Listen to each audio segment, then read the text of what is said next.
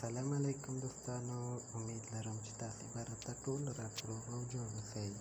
دوستانو، د نننۍ ویډیو کې به زه تاسو ته در وښیم تاسو څنګه کولی شئ په افغانستان کې د اوس نن سبا چې د پلی سټور کومه ستونزه راغلې د اپلیکیشن نه ډاونلوډ کوي. ډېری ملګري ما سره دا تماس نیسي، وایي موږ ته دا ستونزه حل کړه. نو دا څه ستونزه ده؟ نو ګرانو هېوادوالو، اول به زه تاسو ته داسې ووایم چې په ټول افغانستان کې د پلی سټور د خدمات اوس بند شوي دي. نو بغیر له وی پی این څخه تاسو نشئ کولی چې کوم اپلیکیشن را ډاونلوډ کړئ.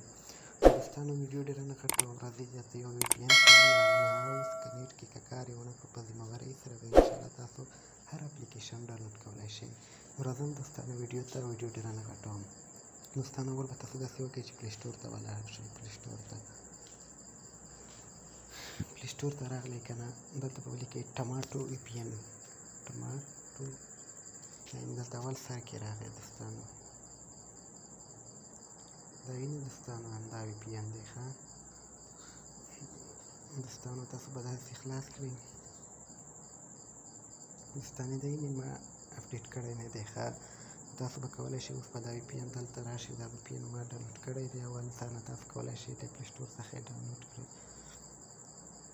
نو مشکل خو همداسې ده، دا وی پی این به تاسو خلاص کړئ.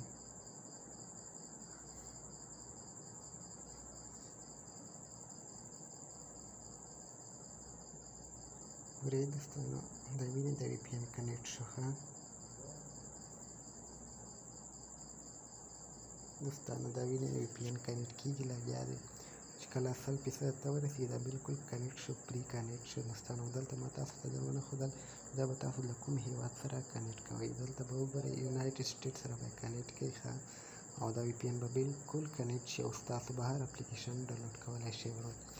ډېری وی پی این داسې دي چې کار نه کوي. ما ته ډېرو ملګرو وویل چې موږ وی پی این سره هم کار نه کوي، خو دا وی پی این په ذمهوارۍ سره بالکل 100% کار کوي. دوستانو، نو دوستانو، دلته داسې هېواد کې اوسېږم چې دلته اوس پلی سټور بالکل جوړ دی، روغ دی.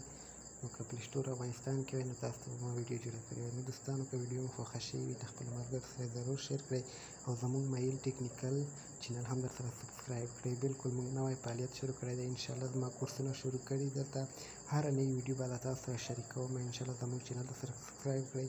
انشاءالله هره ویډیو به له تاسو سره نوې ویډیو زه تاسو سره شریکوم.